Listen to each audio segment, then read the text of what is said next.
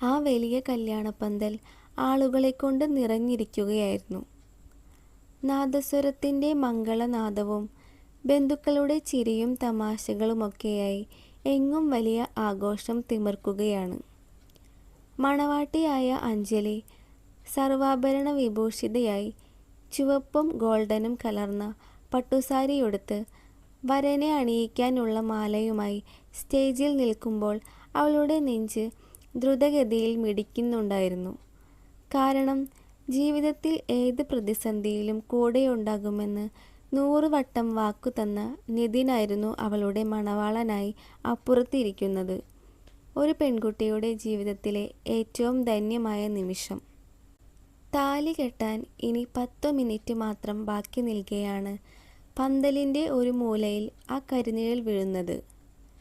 വരനായ നിതിൻ്റെ അച്ഛൻ രാഘവൻ വളരെ ഗൗരവമുള്ളൊരു മുഖഭാവത്തോടെ അഞ്ജലിയുടെ അമ്മ ശാരദയെ ആളൊഴിഞ്ഞ ഒരു വശത്തേക്ക് മാറ്റി വിളിച്ചു. പെൺകുട്ടിയുടെ അച്ഛൻ ഇല്ലാത്തതുകൊണ്ട് തന്നെ വലിയൊരു ഭയത്തോടെയാണ് ശാരദമ്മ അയാളുടെ അരികിലേക്ക് ചെന്നത്. കല്യാണത്തിന് മുൻപ് നിശ്ചയിച്ചിരുന്ന 50 പവൻ സ്വർണവും മറ്റ് ആഭരണങ്ങളും തങ്ങൾ കൃത്യമായി നൽകിയിട്ടുണ്ടല്ലോ എന്ന് അവർ ഓർത്തു. പക്ഷേ രാഘവൻ്റെ മനസ്സിൽ മറ്റൊരു കുടില ബുദ്ധിയായിരുന്നു. അയാൾ ശാരദമ്മയെ നോക്കി വളരെ തണുത്ത സ്വരത്തിൽ പറഞ്ഞു, നിതിൻ വിദേശത്ത് പുതിയൊരു വലിയ ബിസിനസ് തുടങ്ങാൻ പോവുകയാണെന്നും അതിലേക്ക് അടിയന്തരമായി ഒരു 5 ലക്ഷം രൂപയുടെ കുറവുണ്ടെന്നും ആ പണം കൂടി ഇപ്പോൾ ഇവിടെ വെച്ച് തന്നാലേ തൻ്റെ മകൻ അഞ്ജലിയുടെ കഴുത്തിൽ താലി കെട്ടൂ എന്ന്. പെട്ടെന്നുള്ള ആ പറച്ചിൽ കേട്ട് ശാരദമ്മയുടെ കാലടിയിൽ മണ്ണൊലിച്ചു പോയതുപോലെ തോന്നി. ചോദിച്ച സ്വർണം കൊടുക്കാൻ വേണ്ടി മാത്രം സ്വന്തം വീടും പുരയിടവും പണയം വെച്ച ആ അമ്മയ്ക്ക് ഈ അവസാന നിമിഷത്തിൽ അത്രയും വലിയൊരു തുക സ്വപ്നത്തിൽ പോലും വിചാരിക്കാൻ കഴിയുന്ന ഒന്നായിരുന്നില്ല. അവർ കരഞ്ഞുകൊണ്ട് അയാളുടെ കൈകളിൽ പിടിച്ചു കാല് പിടിച്ച് അപേക്ഷിച്ചു. കല്യാണം കഴിഞ്ഞ ഉടനെ എങ്ങനെയെങ്കിലും ഞാൻ തരാം. പക്ഷേ പണത്തോടുള്ള ആർത്തി മൂത്ത രാഘവൻ ഒട്ടും മനസ്താപം കാണിച്ചില്ല. പണം തരാൻ പറ്റില്ലെങ്കിൽ ഈ കല്യാണം ഇവിടെ വെച്ചു നിർത്തി ഞങ്ങൾ മടങ്ങുമെന്നായിരുന്നു അയാളുടെ അന്ത്യശ്വാസനം. തകർന്ന സ്വപ്നങ്ങളും അപമാനവും സങ്കടവും താങ്ങാനാവാതെ ശാരദമ്മ കരഞ്ഞു വിളിച്ചുകൊണ്ട് സ്റ്റേജിലേക്ക് ഓടിയെത്തിയപ്പോൾ ആ വലിയ പന്തൽ പെട്ടെന്ന് നിശബ്ദമായി. ആളുകളുടെ മംഗള സംസാരങ്ങളെല്ലാം പെട്ടെന്ന് നിലച്ചു.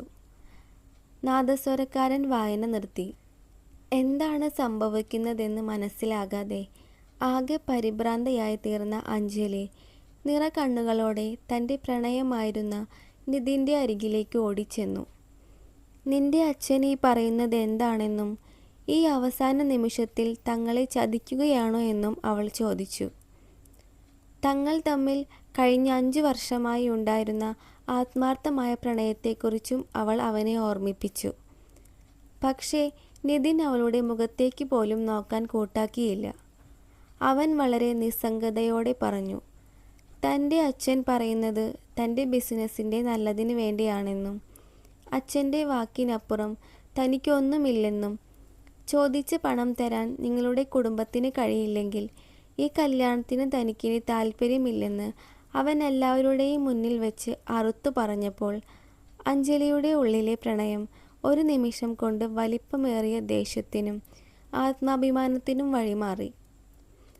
പണത്തിനു വേണ്ടി സ്വന്തം പ്രണയത്തെയും ഒരു പെണ്ണിൻ്റെ ആത്മാഭിമാനത്തെയും ചന്തയിലെ ചരക്ക് പോലെ വില പറയുന്ന നിതിനെപ്പോലെയുള്ളൊരു മൃഗത്തിൻ്റെ കൂടെ ജീവിക്കുന്നതിലും ഭേദം ചാവുന്നതാണെന്ന് അവൾ പന്തലിൽ വിറയ്ക്കുന്ന ശബ്ദത്തിൽ വിളിച്ചു പറഞ്ഞു. അതുകൂടി കേട്ടതോടെ ആക്രോശിച്ചുകൊണ്ട് രാഘവനും നിതിനും തങ്ങളുടെ ബന്ധുക്കളെയും കൂട്ടി പന്തലിലുള്ള ആളുകളെ ദാക്ഷിണ്യമില്ലാതെ തള്ളിമാറ്റി ആ കല്യാണ മണ്ഡപത്തിൽ നിന്നും ഇറങ്ങിപ്പോയി. ക്ഷണിച്ചു വരുത്തിയ നാട്ടുകാരുടെയും സ്വന്തക്കാരുടെയും മുന്നിൽ വെച്ച് ഇത്രയും വലിയൊരു ചതിയും അപമാനവും നേരിടേണ്ടി വന്ന ശാരദാമ്മയ്ക്ക് ആ സങ്കടം താങ്ങാൻ കഴിയുന്നതിലും അപ്പുറമായിരുന്നു. അവർ നെഞ്ചുപൊട്ടി കരഞ്ഞുകൊണ്ട് ആ മണ്ഡപത്തിൻ്റെ തറയിലേക്ക് ബോധം കെട്ടു വീണു. ബന്ധുക്കളും നാട്ടുകാരും ഒന്നിച്ച് വന്ന് അവരെ താങ്ങിയെടുക്കുമ്പോൾ പന്തലിൻ്റെ നാനാഭാഗത്തു നിന്നും അഞ്ജലിയെയും അവളുടെ കുടുംബത്തെയും കുറ്റപ്പെടുത്തിക്കൊണ്ടുള്ള അടക്കം പറച്ചിലുകൾ ഉയർന്നു കേൾക്കാമായിരുന്നു. ജാതകദോഷം കൊണ്ടാണ് ഇങ്ങനെ സംഭവിച്ചതെന്നും അച്ഛനില്ലാത്ത പെൺകുട്ടിയെ കെട്ടാൻ പോയതു തന്നെ തെറ്റാണെന്നും ചിലർ വിളിച്ചു പറഞ്ഞു. മംഗളകർമ്മങ്ങൾ നടക്കേണ്ട മാലയും മന്ത്രങ്ങളുമായി അലങ്കരിച്ച ആ മണ്ഡപത്തിൽ വെച്ച് എല്ലാ സ്വപ്നങ്ങളും നഷ്ടപ്പെട്ട് ഒറ്റപ്പെട്ടു പോയ അഞ്ജലി തൻ്റെ കയ്യിലിരുന്ന കല്യാണമാല നിലത്തേക്ക് വലിച്ചെറിഞ്ഞ് തല താഴ്ത്തി പൊട്ടിക്കരിഞ്ഞു. കൺമുന്നിൽ വെച്ച് തൻ്റെ ജീവിതം ഇരുട്ടിലേക്ക് വീഴുന്നത് അവൾ നിസ്സഹായതയോടെ കണ്ടു നിൽക്കുകയായിരുന്നു. കല്യാണം മുടങ്ങി വരനും സംഘവും പന്തൽ വിട്ടിറങ്ങിയതോടെ ആ ഓഡിറ്റോറിയം മുഴുവൻ ഒരു ശ്മശാന മുഖതയിലേക്ക് പോയിരുന്നു. മംഗളകർമ്മങ്ങൾ നടക്കേണ്ട മണ്ഡപത്തിൽ ഇപ്പോൾ കേൾക്കുന്നത് ബോധരഹിതയായി കിടക്കുന്ന ശാരദമ്മയെ നോക്കി ബന്ധുക്കൾ നടത്തുന്ന നിലവിളികളും നാട്ടുകാരുടെ പരിഹാസം നിറഞ്ഞ അടക്കം പറച്ചിലുകളും മാത്രമാണ്. തൻ്റെ ജീവിതം ഇത്രയും വലിയൊരു ചതിക്കുഴിയിൽ വീഴുമെന്ന് അഞ്ജലി സ്വപ്നത്തിൽ പോലും വിചാരിച്ചിരുന്നില്ല. ബന്ധുക്കളിൽ ചിലർ അഞ്ജലിയുടെ അരികിലേക്ക് വന്ന് ജാതകദോഷം ഉള്ളതുകൊണ്ടാണ് അച്ഛനില്ലാത്ത നിന്റെ കല്യാണം പന്തലിൽ വെച്ച് മുടങ്ങിയതെന്ന് ഉറക്കെ വിളിച്ചു പറഞ്ഞ് അവളെ മാനസികമായി വീണ്ടും തളർത്താൻ ശ്രമിച്ചുകൊണ്ടിരുന്നു. അപമാനഭാരത്താൽ തലയുയർത്താൻ പോലും കഴിയാതെ തറയിൽ വീണുകിടക്കുന്ന കല്യാണമാലയിലേക്ക് നോക്കി കണ്ണീരൊഴുക്കി ഇരുന്നു അവൾ. അവളുടെ കണ്ണുകളിൽ നിന്ന് വീഴുന്ന ഓരോ തുള്ളി കണ്ണീരും ആ പന്തലിൻ്റെ ചുവരുകളിൽ പോലും സങ്കടം പടർത്തുന്നതായിരുന്നു. ഇനി തൻ്റെ ജീവിതത്തിൽ ഒരു തിരിച്ചുവരവ് ഉണ്ടാകില്ലെന്നും നാളെ മുതൽ ഈ നാട്ടുകാരുടെ പരിഹാസം മുഴുവൻ തനിക്കും അമ്മയ്ക്കും നേരെയായിരിക്കുമെന്നും ഓർത്ത് അവൾ ആകെ തകർന്നു പോയിരുന്നു. എന്നാൽ ആ നിശബ്ദതയെയും പരിഹാസങ്ങളെയും കീറി മുറിച്ചുകൊണ്ട് പെട്ടെന്നാണ് പന്തലിൻ്റെ മധ്യത്തിൽ നിന്നും ഇടിമുഴക്കം പോലൊരു ശബ്ദം ഉയർന്നു കേട്ടത്. ഈ കല്യാണം ഇവിടെ വെച്ച് മുടങ്ങില്ല. അഞ്ജലിയുടെ കഴുത്തിൽ ഞാൻ താലി കെട്ടും എന്നതായിരുന്നു ആ പ്രഖ്യാപനം. ആ വാചകം കേട്ടതും പന്തലിൽ ഉണ്ടായിരുന്ന നൂറുകണക്കിന് ആളുകൾ ഒന്നിച്ച് ഞെട്ടിത്തെറിച്ചു നോക്കി. ആളുകൾക്കിടയിലൂടെ നടന്ന് തൻ്റെ കയ്യിലിരുന്ന വില കൂടിയ ക്യാമറ സൈഡിലേക്ക് വെച്ച് ഒരു ചെറുപ്പക്കാരൻ മണ്ഡപത്തിൻ്റെ പടവുകൾ കയറി സ്റ്റേജിലേക്ക് വന്നു. അത് മറ്റാരുമായിരുന്നില്ല, ആ കല്യാണത്തിൻ്റെ ഫോട്ടോകൾ പകർത്താൻ വേണ്ടി രാവിലെ മുതൽ പന്തലിൽ ഓടി നടന്നിരുന്ന ദേവൻ എന്ന ഫോട്ടോഗ്രാഫറായിരുന്നു. ഒരു സാധാരണക്കാരനായ ഫോട്ടോഗ്രാഫറുടെ ഈ ധീരമായ തീരുമാനം കണ്ട് ബന്ധുക്കളും നാട്ടുകാരും അമ്പരന്നുപോയി. അവൻ നേരെ ചെന്ന് ബോധം പകുതി വീണ്ടെടുത്ത് കരയുകയായിരുന്ന ശാരദമ്മയുടെ കൈകളിൽ പിടിച്ചു. എന്നിട്ട് വളരെ ശാന്തവും എന്നാൽ ദൃഢവുമായ സ്വരത്തിൽ പറഞ്ഞു, ഈ പെണ്ണിൻ്റെ ആത്മാഭിമാനത്തിന് വില പറഞ്ഞ ആ ആർത്തി പണ്ടാരങ്ങളുടെ കൂടെയല്ല അഞ്ജലി ജീവിക്കേണ്ടതെന്നും അമ്മയ്ക്ക് സമ്മതമാണെങ്കിൽ താൻ അഞ്ജലിയെ വിവാഹം കഴിക്കാൻ തയ്യാറാണെന്നും. ദേവൻ്റെ വാക്കുകൾ കേട്ടതും ബന്ധുക്കൾക്കിടയിൽ വീണ്ടും വലിയ ബഹളമുണ്ടായി. അവൻ വെറുമൊരു ക്യാമറക്കാരൻ മാത്രമാണെന്നും അവൻ്റെ കുടുംബമഹിമ എന്താണെന്നും ആർക്കറിയാമെന്നും പറഞ്ഞ് പലരും ശാരദമ്മയെ തടയാൻ ശ്രമിച്ചു. എന്നാൽ ശാരദമ്മ ദേവൻ്റെ കണ്ണുകളിലേക്ക് നോക്കിയപ്പോൾ അവർക്കതിൽ കണ്ടത് പണത്തോടുള്ള ആർത്തിയല്ല, മറിച്ച് തൻ്റെ മകളോടുള്ള ആത്മാർത്ഥമായ കരുതലും സത്യസന്ധതയും മാത്രമാണ്.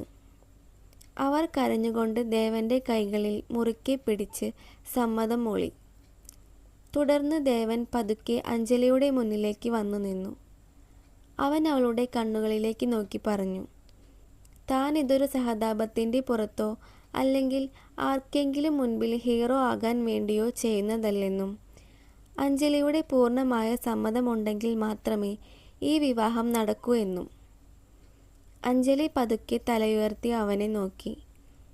താൻ സ്നേഹിച്ചവൻ പണത്തിനു വേണ്ടി തന്നെ നടുറോട്ടിൽ ഉപേക്ഷിച്ചപ്പോൾ ജാതകവും കുടുംബമഹിമയും നോക്കാതെ തൻ്റെ ആത്മാഭിമാനം സംരക്ഷിക്കാൻ മുന്നോട്ട് വന്ന ഈ അന്യയായ പുരുഷനോട് അവൾക്ക് വലിയൊരു ആദരവ് തോന്നി.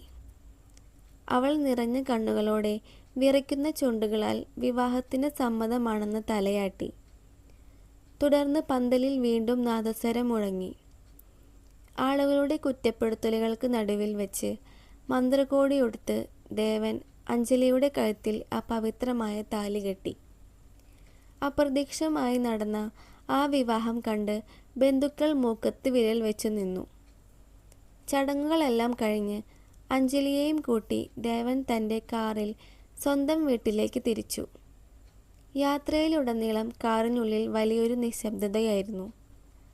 ഒടുവിൽ അഞ്ജലി ആ നിശബ്ദത തകർത്തുകൊണ്ട് കരച്ചിലോടെ ചോദിച്ചു, എന്തിനാണ് തങ്ങളെപ്പോലെ ഭാഗ്യമില്ലാത്ത ഒരു കുടുംബത്തിൻ്റെ ബാധ്യത അനാവശ്യമായി തലയിലെടുത്തതെന്നും തന്നെക്കുറിച്ച് ഒന്നും അറിയാതെ എന്തിനാണ് ഈ ജീവിതം നൽകിയെന്നും. അത് കേട്ടപ്പോൾ ദേവൻ പതുക്കെ കാറ് റോഡിൻ്റെ വശത്തേക്ക് ഒതുക്കി നിർത്തിയിട്ട് അവളെ ഒന്ന് നോക്കി പുഞ്ചിരിച്ചു. എന്നിട്ട് തൻ്റെ ഫോണിലെ ആ പഴയ ഫോട്ടോ അവൾക്ക് കാണിച്ചു കൊടുത്തു. അത് അഞ്ജലി കോളേജിൽ പഠിച്ചിരുന്ന കാലത്തെ ഒരു ഫോട്ടോയായിരുന്നു. ആ ഫോട്ടോ കണ്ടതും അഞ്ജലി അത്ഭുതത്തോടെ അവനെ നോക്കി. ദേവൻ ആ പഴയ ഓർമ്മകൾ ഓരോന്നായി തുറന്നു പറയാൻ തുടങ്ങി. 3 വർഷങ്ങൾക്ക് മുൻപ് കോളേജ് റോഡിൽ വെച്ച് ദേവൻ വലിയൊരു ബൈക്ക് അപകടം ഉണ്ടാവുകയും അവൻ ചോരയിൽ കുളിച്ച് റോഡിൽ കിടക്കുകയും ചെയ്ത ഒരു ദിവസമുണ്ടായിരുന്നു. കൂടെയുണ്ടായിരുന്ന സുഹൃത്തുക്കൾ പോലും ഭയന്ന് മാറി നിന്നപ്പോൾ സ്വന്തം യൂണിവേഴ്സിറ്റി പരീക്ഷ പോലും വേണ്ടെന്ന് വെച്ച് ദേവനെ വണ്ടി വിളിച്ച് ഹോസ്പിറ്റലിൽ എത്തിച്ചത് അഞ്ജലിയായിരുന്നു. കൃത്യസമയത്ത് അവൾ അവിടെ കാണിച്ച ആ മനസ്സൊന്നുകൊണ്ട് മാത്രമാണ് ദേവൻ അന്ന് ജീവൻ തിരികെ കിട്ടിയത്. അന്ന് മുതൽ ദേവൻ്റെ മനസ്സിൽ അഞ്ജലി എന്ന പെൺകുട്ടി ഒരു മാലാഖയെ പോലെ സ്ഥാനം പിടിച്ചിരുന്നു. പിന്നീട് അവളെ അന്വേഷിച്ച് കണ്ടെത്തിയെങ്കിലും അവൾ നിതിൻ എന്നൊരാളുമായി പ്രണയത്തിലാണെന്ന് അറിഞ്ഞപ്പോൾ അവളുടെ സന്തോഷത്തിന് വേണ്ടി അവൻ തൻ്റെ പ്രണയം ഉള്ളിലൊതുക്കി മാറി നിൽക്കുകയായിരുന്നു. ഇന്ന് വിധി പോലെ അവളുടെ കല്യാണ ഫോട്ടോ എടുക്കാൻ ദേവൻ അവസരം ലഭിച്ചതും ആ മണ്ഡപത്തിൽ വെച്ച് അവൾ അപമാനിക്കപ്പെടുന്നത് കണ്ടപ്പോൾ സ്വന്തം ജീവൻ രക്ഷിച്ചവളെ അങ്ങനെ വിട്ടുകൊടുക്കാൻ അവന് തോന്നിയില്ല. ദേവൻ്റെ ആ വാക്കുകൾ കേട്ടതും അഞ്ജലി അറിയാതെ തൻ്റെ വായ പൊത്തിപ്പിടിച്ച് കരഞ്ഞുപോയി. താൻ അത്രയും നാൾ ജീവനായി സ്നേഹിച്ചവൻ പണത്തിന് വേണ്ടി തന്നെ ചതിച്ചപ്പോൾ താൻ എപ്പോഴോ ചെയ്ത ഒരു ചെറിയ നന്മയുടെ പേരിൽ തൻ്റെ സ്വന്തം ജീവനായി കണ്ട് സംരക്ഷിക്കാൻ ഒരാൾ വന്നിരിക്കുന്നു. ദൈവത്തിൻ്റെ ആ വലിയ നിശ്ചയത്തിന് മുന്നിൽ അവൾ മനസ്സാ നന്ദി പറഞ്ഞു. സങ്കടങ്ങളെല്ലാം മാറി അവളുടെ ചുണ്ടിൽ ഒരു മനോഹരമായ പുഞ്ചിരി വിടർന്നു. അവൾ ദേവൻ്റെ കൈകളിൽ മുറുകെ പിടിച്ചുകൊണ്ട് പറഞ്ഞു, ഇനി മരണം വരെ താൻ ഈ കൈകൾ വിടില്ലെന്ന്. പണത്തെക്കാളും പ്രശസ്തിയേക്കാളും വലുത് നമ്മൾ ചെയ്യുന്ന നന്മയും ആത്മാർത്ഥതയുമായ പ്രണയവുമാണെന്ന് കാലം തെളിയിച്ചൊരു നിമിഷം. അഞ്ജലിയുടെ ദേവൻ്റെയും ഈ മനോഹരമായ പ്രണയകഥ നിങ്ങളുടെ ഹൃദയത്തെ സ്പർശിച്ചുവെങ്കിൽ തീർച്ചയായും ഈ വീഡിയോ ലൈക്ക് ചെയ്യാനും നിങ്ങളുടെ പ്രിയപ്പെട്ടവർക്കായി ഷെയർ ചെയ്യാനും മറക്കരുത്. ഇതുപോലെയുള്ള നല്ല ഡ്രാമാറ്റിക് പ്രണയകഥകൾക്കായി നമ്മുടെ കഥാലോകം എന്ന ഈ ചാനൽ ഇപ്പോൾ തന്നെ സബ്സ്ക്രൈബ് ചെയ്യൂ. അടുത്തത് ഒരു കിടിലൻ കഥയുമായി വീണ്ടും കാണാം. നന്ദി.